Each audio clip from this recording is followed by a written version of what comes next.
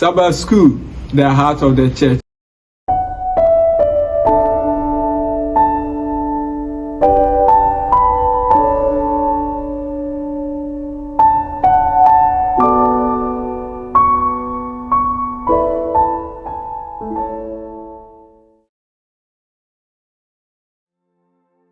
Adofonom ni nyamema yema munyina mu akwaba eba die hard shepherds en edition etoso ewatwi ama nso nsema ewom no efiri enua ye frɛ no soon a ofiri Korea na asemi a esi wo Philippines soon ma amene ne papa nya SD fo na omani suade hunuma soon ne sɛ ikase oye nurse ni ewo America. Nanso Korea wo free no on Cambrofo ewo ho enjomo de soon eko university a ewo Philippines. Se onko sua nursing no ewo Brofo Castle. Na emra okoye no abofra na ikase wo kwasore. Na ohun ekuo bi a ekamia se omo ye very active pa. Nanso de na ye nwanwa wo ho se omo de no mo kwasore memene da. Na ono de duonim ni se asore de ye kɔ ne kwasiada. Ti saa nneɛma we nyina ntɔpɛ sɛ okom nsa kwada na abrante de osi so da bia opɛ sɛ wo hu nneɛma foforo na emra wo wura mu no ɔkɔɛ na memene da kwarefo mabu wɔ hɔ no ɔmo wɔ bibi ɛda ɔmo ani so a ɔmo ato ne din sɛ 1000 missionary movement ɔmo sɛ ɔmo pɛ sɛ ɔmo yɛ nsɛmpa kafoɔ maako 1000 ɔmo nya anipa apem a ɔmo yɛ nsɛmpa kafoɔ na soon kra san kɔɛ no na omo kanyamesem na awotwe no a omo bewie ne memene da enti ye de obi kan soon ho se omo nko out enko twe akra mra omo fa nipa mra nyamesem kanase na soon ni na danfi ekura abrante bi apartment omo bomu 25 years boy ohu omo ano kan poni tumu anfiu ankra etema soon abamu buye se tinyame djuma nsei na tie sei na isdi ye tie ala na damfo ne ka kyerɛ on kan ne bonto ne yem omo to aso a ade a kyenye ebenada omo baaye no edan no omo san bom na branti a oto mu enra obie wo na wa fere opa won chew na omo ne kan nyame asem soon de o hedan ni MSD di na damfo ne kan nyina sɛ na ono so wotie na abranti ne ka asem bi sɛ odo Yesu Kristo odo Christianity opese ode ne homa nyame enti da no a ebenada no anwumre omo be fa ne de ne konsem pa kanase ukuada obai ya wada obai ifiada obai na brantie ne ka se opese obo sumi meneda no na memeneda no ye bo na su eye su no nwanwa se enti ni petimi se sapre ko pesa obi ana koma ha ni se pa na atimi asesa saa no ene me ma me di me abahai se Mimeko school enko American ko ye eyi no omo nim se ne ekwasiada som ni me nso me de me ho beba nyame ti obi timi se san tem so saa ene me nso me se san ma adwene adafo no omo a omo kɔ akɔse san obi adwene ne wi ase no na sun adwene sesa no abɛyɛ sononko kra wo sesa na adwene ama ɛna me ne wo kasai no soon a ye ka ne ho asɛmi ono de the associate director of the 1000 missionary movement na anigin sema ewo mu ni say yenua soon 1996 yen 30 Sabbath offering I de koye no eno ena timi ema won ekoye sasem paka soon beye SD ni and soon aba beye memede da kwan hwani kese pa ewo the Adventist University of the Philippines me no ka say ono na ye the associate director of 1000 missionary movement it was tuna dance di say accidental missionary by accident and obey missionary na nyame dum no so no aba be missionary kese pa nyame moaye no ntina nim kire ewo Kristo demonti aye madwene se edi maden na mamfa odi hina meti edumanka edi misasha hina mi baboa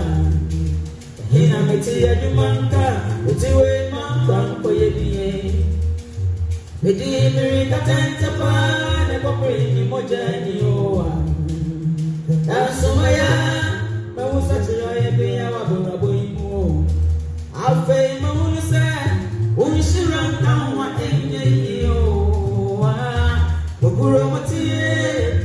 yiwani samiyo na masamaya rawai. Sumbimo mimpati yebota. Onyankopɔn ba yɛ mo akwaba edba da hard yɛn dada na wɔtwe Sabbath square edisua so na wɔtwe nso wɔ edisua tɔso nwɔtwe edisua wato din sɛ giants of faith Joshua and Caleb gidie mu akwabrane Joshua and Caleb na wɔtwe yɛ baba bɛhwɛ gidie amapa Joshua and Caleb ɛda no adie na ɛnya no nko a yɛ sa baba bɛhwɛ sɛ wɔadu Canaan asase no so ɔkwan bɛ so na ɔmofa so kyɛn asase no na die na Awurade pɛ sɛ wɔne me yɛsua firi mu wei ni nneɛma bi ɛka ho ɛbɛboa yɛn ana da hard na wɔtwe yɛ no ba bɛhwɛ frɛ adesua yɛsua yi mu na ansa no ɛbɛwura adesua no mu no yɛ kaio sɛnea daa yɛyɛ no bɔmmɔden sɛ adesua no nsa ka ho nso wobɛhyɛ ama wo nnua bi a ne nsa nka yɛnya afei nso Adventist groups ahodoɔ no yɛmfa ntum sɛnea ɛbɛyɛ a yɛnyina bɛtumi anya bi na yɛsua ansa no ɛbɛwura adesua no mu no yɛmmɔ mpaeɛ twɛdi ampɔn ɛbra so bɛkyerɛkyerɛ yɛn sɛnea ɔdɔ yɛ teɛ wɔ Awurade Yesu din mu. Amen. Nyame ma ene nyame adɔfonom. Ma yɛn nyinaa yɛ ho akɔaba ɛba adesua ɛtɔso ɛwɔtwe. Adesua yi wato ne din sɛ gidie mu akwabrane Joshua ene Caleb. The giants of faith Joshua and Caleb. Adɔfonom ene nyame ma dodoɔ a waforo abronsan ɛwa paa no. So we gyina soro a wohu dan ni nyinaa nketenkete nanso sɛ wosi na woba fam a wohu sɛ dan no ɛsoso anaa wɔn a watena plane mu no sɛ wonam soro a wohu sɛ dan ɛwɔ fam nyinaa yɛ nketenkete bi nanso sɛ woba fam na wonam mu a wohu sɛ dan biara ɛso adentia aden na dan a ɛso no ɛbrɛ bi ɛyɛ ketewa ma wo na ɛbrɛ bi ɛyɛ kɛseɛ ma wo ni nyinaa ejina beaeɛ a wogina ɛne sɛ deɛ wohwɛ adeɛ no ɛfa perspective beaeɛ a yɛgyina ɛne nneɛma no sɛ deɛ sifa ehu no ɛfa ɛnɛ yɛba bɛhwɛ ɛkwan a yɛsifa ehu nneɛma fa sɛ agyidifoɔ yɛnya yɛn nuanom bi a wɔde gyidie ɛhwɛ nneɛma ɛwɔ kwan foforɔ so ɛna yɛnya yɛn nuanom bi nso a wɔde ehu ene akyingye ehwe enema wɔ kwan foforo ɛso hyɛ enema wei ɛnso unim sɛ Abraham no wadi mfie 100 at the age of 100 ɛna twedi amponyame ene ne di nkɔmɔ ɔbɛwo ɔba na ne yere Sarah ɛhyɛ dɛm na ɔsere Abraham na ohu no different nanso na Sarah enso hu ne different asɛm baako no a na baako gidi na baako di ho fɛw Elisha na enipadɔm atwa ne ho ahyia a ebeku no nanso na Gehazi ohu ne different sɛ yebetimi akuyen but na Elisha say there be yentumi nkuyen onyame bi abɔfra yi ani perspective ɛkwan a wohu adeɛ no ɛfa Yesu Kristo onifrani a yɛsa ne yadeɛ na asuafo ni bisa sɛ so ebeye yi bɔne na ebia ne mfiri ɔno kora ne firi ne maame bi ntie ahwa enye yi Yesu Kristo sɛ nyame anuonyam ɛbɛda adi nti na onifrani ni wɔ gidie sɛ nani bɛte nanso wɔn a wɔn ani mfra yɛ mo na oni saa gidie wana ɔne Yesu anante for years nanso na oni gidie but no onifrani no ɛwɔ gidie perspective ɛkwan a uhu sɛdeɛ wohu adeɛ no ɛfa ɛne beaeɛ a wogyina no Paul ɛnkyɛ ne ɔba bɛwu ɔne Agrippa kasae ɛma Agrippa kaa sɛ aka kakraa bi na me mayɛ onyamesomni Paul na ewuo da ne so no na ɔwɔ onyame mu gyidie na ɔwɔ akokoroduro nanso Agrippa ɔhempɔn na nkasa da na wodidi nom ɛyɛ deɛ ɔpɛ no afei deɛ na Paul ɛna ɛhyɛ ne den etu ne fo ɛkwan a usifa hu adeɛ fa ade a ehia yie pa ene ye he Joshua ene Caleb kwan a osifa hu wo Nyankopɔn faaye ene ene yenso futu a yebenya ewo Joshua ene Caleb ye wo mo ewo Egypt amanaman asase so bia ya abosomsom ahye ho ema enti kwan bi so no ye beka se ya nwo mo se de ne ya wo ye mebre ato SDA fo efie no bia ya ye wo won to ye na omo ye enkoa enti wo omo to enkoaye emu kwan ya Onyankopɔn yi won free enkoaye ede won kɔ adehidie mu wohu abosom huhuo se de osifa ya niema efa ene wohu kwan a obetimi de wo ho ato onyame so oye nipa asase a wo koso ne ye kwan tiawa nanso eche pansa na odu asase so to omusa experience delay any fulfillment se onyame ka semo a ebam ohu enipa omutu kwan no ekọ Europe ne America Canada baabi no wo hwe wo ma na SDF a watu kwan no hwe wo ma na empempi no ya na wo se ma ne bi etriwi aye bibi ebinom kra de bibi esoso mu esa ebinom kra bo so wabo wonasom ebinom didi wo maame ne wo papa tem hu west enti ye nuanom a wo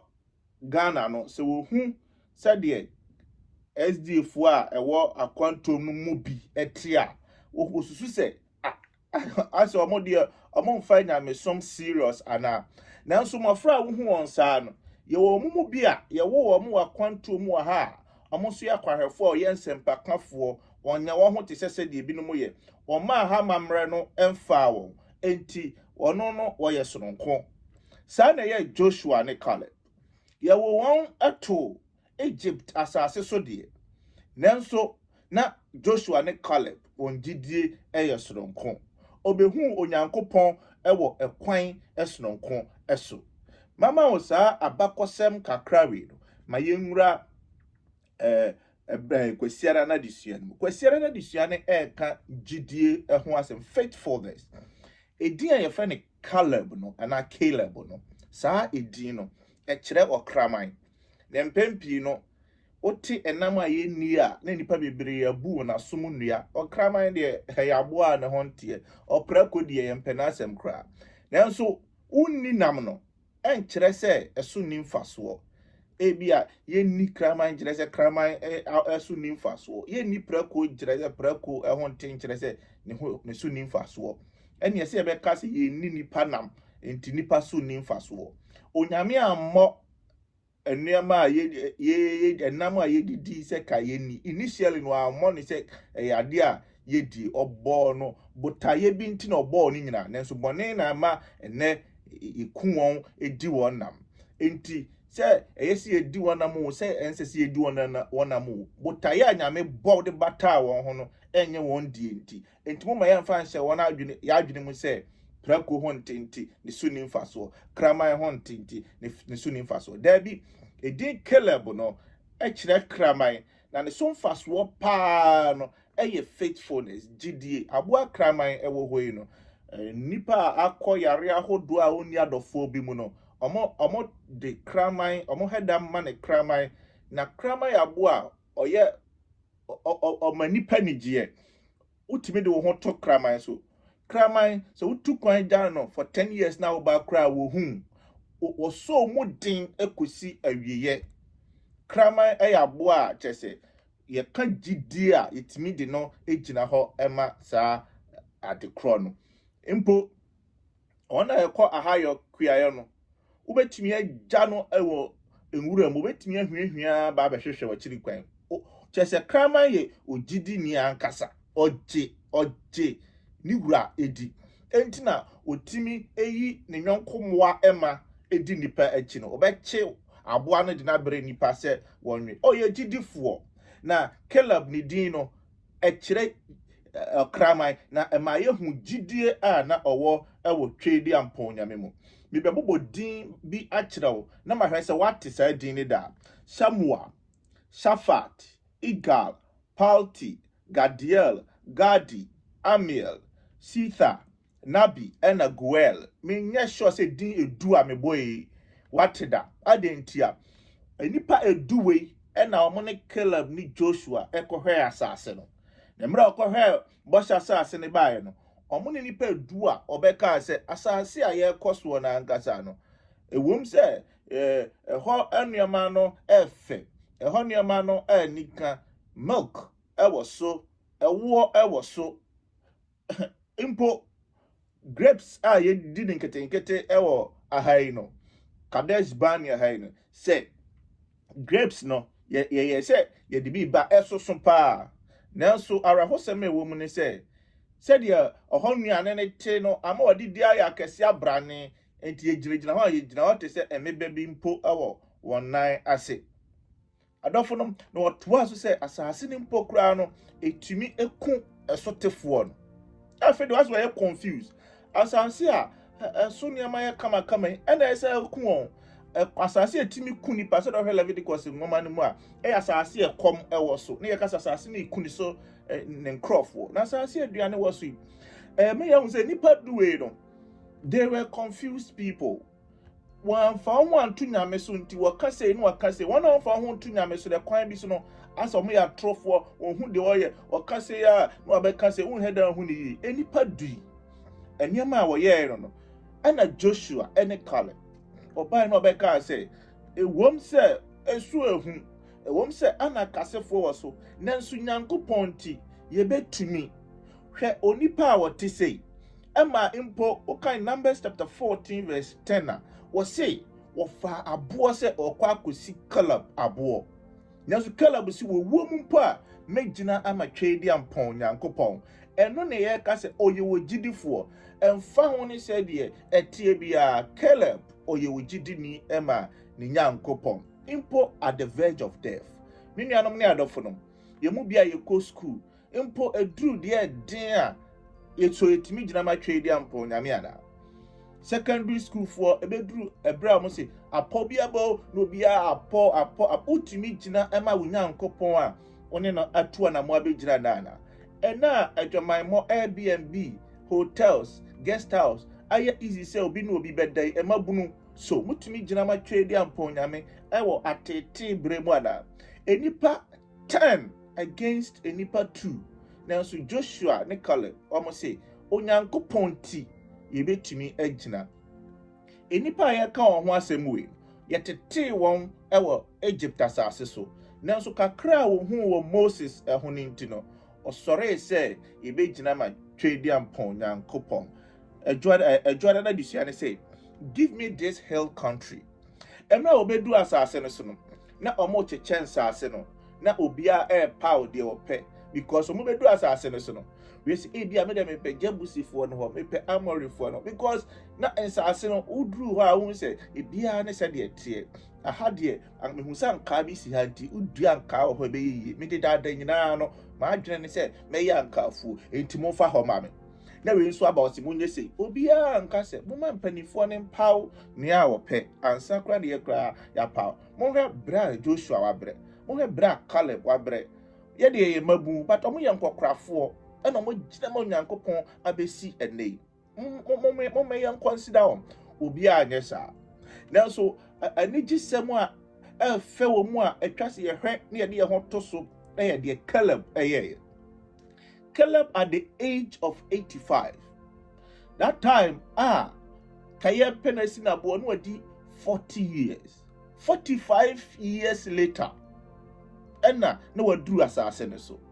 minuanom ene adofonom na emra woduru asase so no omo prince asase no no Caleb say medie mepe abo no emu mepe esoro ho no fa Hebron ene mame bia na open se utresi abakosemo a eho na yesie Abraham eho ena yesie Isaac nanso na nya no nti ena na Caleb say eho na mepe dabi enye sa bia ye na open Kiriath Arba enye ho na open Kiriath Arba eho na yesie wo mo no eho enyina na ye Hebron no wo say enye no nti kra na mepe na onim de nti ana Caleb or say wo pesa bia no okay, Joshua chapter 14 verse 12 or say, for you heard in that day how the Anakim were there and that the cities were great and fortified. Caleb will say, Sabiaya no, and ye kachira mo say, Anak asefon, a hona no watie. They were cities as soon as I fortified. What actually crony ye? So, Percy, you take Anak asefon asia. Many out of 4, Miss Slow need them say, subscribe it to your channel. Fa message no Emma will be for. Bia will be better send me one line be a womb. The member as a sana journey when Yanko Pong, a bit to me the pray heaven. That should be a bet shall say. Message na a dooming channel, and a man be sure says a me bobra pa, na me dumunti, means to me pray heaven ha ebi. Yanko Pong showing and found said there was chassis tibiano. Unyame Emma chassis no enya hogno enko awiya ayekese pam o Jesus Christ the demonti. Amen. Abrante bia no friend ofi Gath and your friend Goliath. Now we sorry, now the height no 9.5 feet. At the same me 1.5. Te say me yes I fast out to me so and we are saying this so benya nipa or 7 feet. But not Joshua we 9.5 feet. Or 2.9 meters. Now, why a branch or sujina so yes, na Anak asefo no na wote. Caleb say, Sam Crawford na wote ho na wachichiri kro ni yie no. Momfa eho emame. Adenti na wakasa because ono de enipa ehwe asase ewo ni sa nioma ono no mo he no. Ono de opese wo kire omo say onyame a obo ano for 45 years or did I be do Bosha season? Be anso ne ye. Enti na opese o kire omo say, oh, twedi ampon Nyankopon ebe tumi. Me patwa se ye te Caleb asiya. Caleb de bia ne de ne say, enipa ni so de enye yi, but twedi ampon Nyame ani so de ebe yi perspective. Bia ya wugina ne say de wo hu niema efa. No kremu no realities no enye yi, but onyame ba mu a eye yi. Eno na enedisia na kire say doctors na ka yes eye no krese enye yi but so wuginya midin de ebeye yi obia entu kwan a enkowie ni ye yare ende onnadwuma panye but the realities no but onyankopon wo mu ne de wowo ebeye yi de Caleb ka kire yen eno no na anigisem kra ewo mu ne say so ohwe Bible mu aba bi e bo Caleb din bia na mprensia mu no Bible say he followed the Lord wholly. Yankopon no ni pa nyame din ho dance say ode ne ho nyinara atu onyame so mprensia Yankopon say ode na koma nyinara edi mechi menu adofo ne me kan for Caleb ni gidei amount impo at the age of 85 obi wa ha wo tie mi a onye babu o ya akokora yemfa bibia nyiye ho anu onyame dwuma yenye te se Caleb na disuane say the power of example Caleb oba be ye example oba ye nhwesode oye nhwesode emma Israel mofra nyina emma obi ahu say Caleb nti ebeye yi Caleb nti ye betumi na Caleb ka say afede nyam na me akodi akon nanim me baba nyonyamfo a wagidin a obia nya na akwope ode asa medini isi ho obia obetumi adi animu ameye ne Hebronfo akokon agi asase no medini mema na ware na abrantie ba ko esore na minuanom ne adofo no emra Othniel osore ye no okokon no dinkunim Othniel na nya asa ne oba no peso ware ne keke nanso de na hye ne din pa ne ye Caleb enya oba ba ne keke kra ugidie nti meko na megiri sebeye yi minuanom asore mpanifo emabu amaya adikanfo mudidi nipa hodo anim mumeye hu saa nneema ne bi wo mu ese abrantie we nti ebeye yi abayo we nti meye bi me pese me yeti se we bia ya wako school adu nti no mesumetumi adu bi mumeye nya that good example na twedi ampon Nyankopon se wodi si wadwene mu se opese oye hwesode ma foforo a onuadofo Nyankopon ebemena yeye obeboa wo saa ekwan no so obeye a giant of faith Jidie mu kwabrane no. They say, "Mon hwɛ me so na muni mechi." Na ne baba aksan so. What me papa nti? Me papa nti. Me select de me pɛ. Me nye bema me pɛ. Ɛna me na ware me. Me papa jidie nti minim sɛ obema obetimi adi me papa namo so. No, or the right person for me.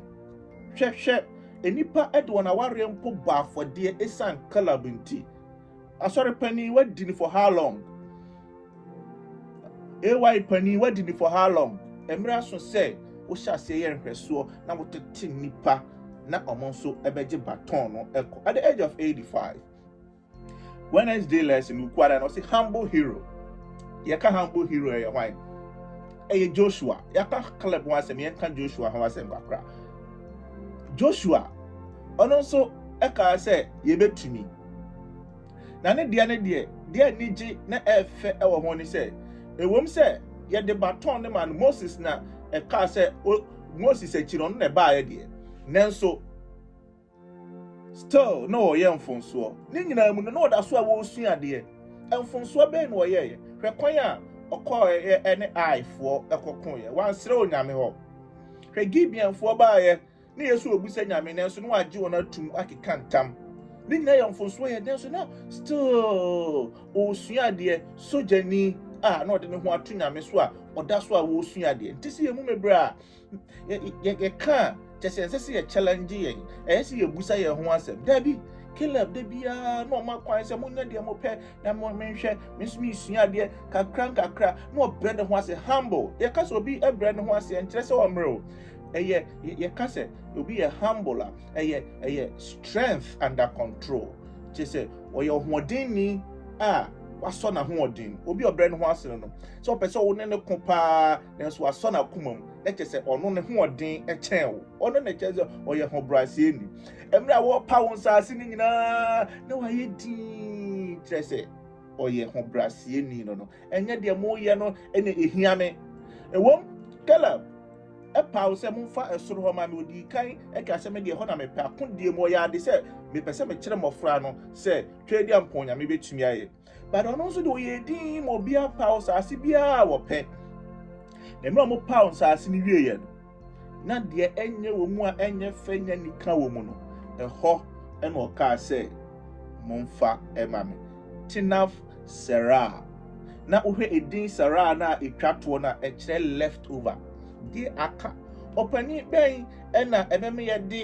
de aka amano leftover it surplus obi wo say momfa so mekwaje sope surplus de enya yi no why na oba ko homa aka se di kan serving kwada na ansa de bia de ni di kan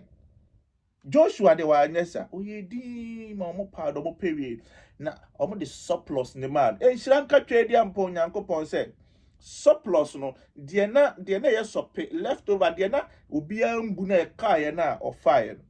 no eno na eben asore dan no na eben Shilo chese Joshua Onyankopon say wo to obunti no me de me fie ebeye agedi ama me de me fie ebeye mfasode ama Joshua say ho na me pe say enye fe kra na ben twedi ampo nyame nchen a oh that is what I want entinya nwanwa say Joshua ko bompa ya ko ni David be ka semba ko say one thing I have desired of the Lord that I will seek ade ba ko pe na me hwehwe na me kra kondo say metna erafdi fie da and to behold the beauty of the Lord and to inquire in his temple. Metna Onyankopon fie Joshua na koma so ebisade and no many other for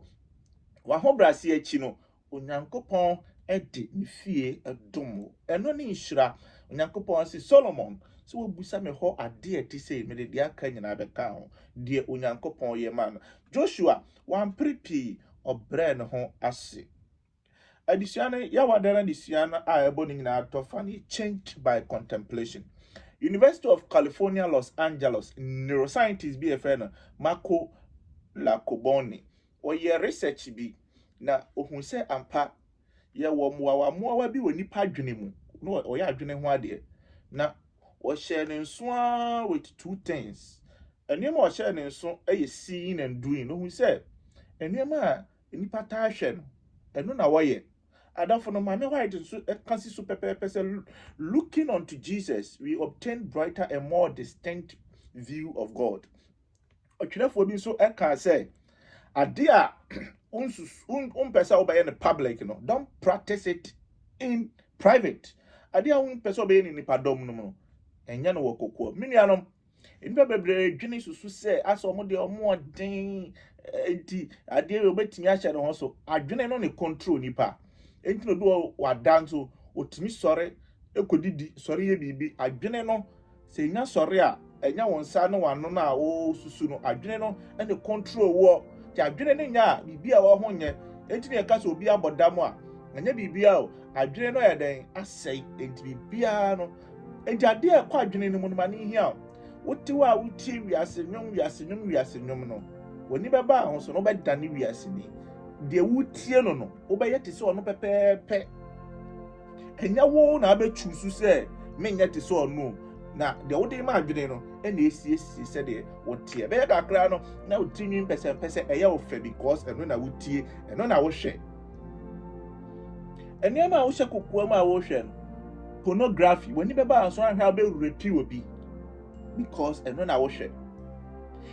fana danfo say oh de wonni me de e ma na me pe o ma danfo wonni me de me ma na me pe o ma danfo woni beba ho so no na wa hwe ase because bia ya wonam no eno na wo beye na enso so ya te say abofra David ambo wote sere so a obi anhwe na obi anim no na wo bo nyankopon ho nsankuo na ogi nyamedi a se wo firi sa ewuram ho na wo ba na be hu se Goliath e kasa utimi di ne sunkunim because of practicing godliness in secret. Minianom, se wodi nyame som ye kokoa mu a upie ba ahodim. Wo ye mpaibofo wo kokoa mu a upie ba ahodim. Wan sua Sabbath school na wo say wo kwa sore dem chinchina be contribute a wan ha be gu ho animu ase. Minianom ne adawfo, eniema a ye hwe, eniema ye practicing in private no, eno ene eba aniso. Osomafo Paul say, minianom akudie bi ekoso. O say akudie na ekoso nti do not be conformed to this world. Moma ewiase we mu no, moma ye ni wiase we. Na moma adwene mu foforo. Eniema mienu say ye ko wiase mu ana say ye sesan ya adwene. Adofo no mene ya Joshua ene Caleb. Joshua ne Caleb. De no wo hwe, de no wo hu, omo perspective na ye different. Enipa do no so perspective ye different. Na ye hu say Joshua ne Caleb, ekwan ye hwa ade efa no. Onyankopon honhom e hye omodin ne ekura omumu impo 45 years later na mo da so bro mo ho ase na mo da so wogidie onyankopon mu gidie mu akwabrane no ene me nuarofo me kanfo arade Yesu Kristo ama wo kwan sonkoso aboa bi a ye frɛ no usa onyini a otimi be ye te se afafranto otimi sesa prekope se wo fa onyankopon se wo kragefo na wo hwehwe n'animu kwan ahoden nimdie mu nyansam se da wo ye serious ewo u school sem wadwuma sem so ye serious wo nyame mu a o se sa prekope Joshua ne Caleb omo ye serious with God no nyankopon se sa wo de omo ye 45 years back no eno ne be ye won future one that they invested in their future didi nwa kwabrane no se ne ogbabunu se wo to obo ase asiesie ho ayi ho afiri sports cause when football na we na wudi akire me da kra na akọ se wo yi wo ho afiri sa anu no I say Joshua ne Caleb hwe nyame akiri kwan yi adanso afiri nipa edu aka ne ho a in dachi bi no obewura bosha asase no onyame mmoa ye no onka ye ho no ntena nim nkire next week by this time e be sen ahia bi mum ye subscribe ni ye share Die Hard Shepherds e ma fofra ka nyina e wo Jesus Christ Timothy amen. Die Hard Shepherd kui ema wakwa babiem ne akayo say we access to the video yesrewa say sebeboa amadwumadi na konanim no subscribe my afi uhwe video no wie nso a no wa like ye pese yesrewa say o comment hu hian entimo asem emrase ka bibi kire hye nkran fo asem busa bibra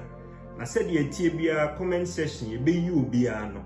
we nyina boa amadwumadi ne koso ye be so say wo be share mafoforo nso nsaka video no na ma Die Hard Shepherd ya disua hodo ne ye ne wasua bom ne yɛatwɛn ɔsoro ma yɛtɔ so mmienu nyame nka yɛ nyinaa yɛ ho ne din mu nti amen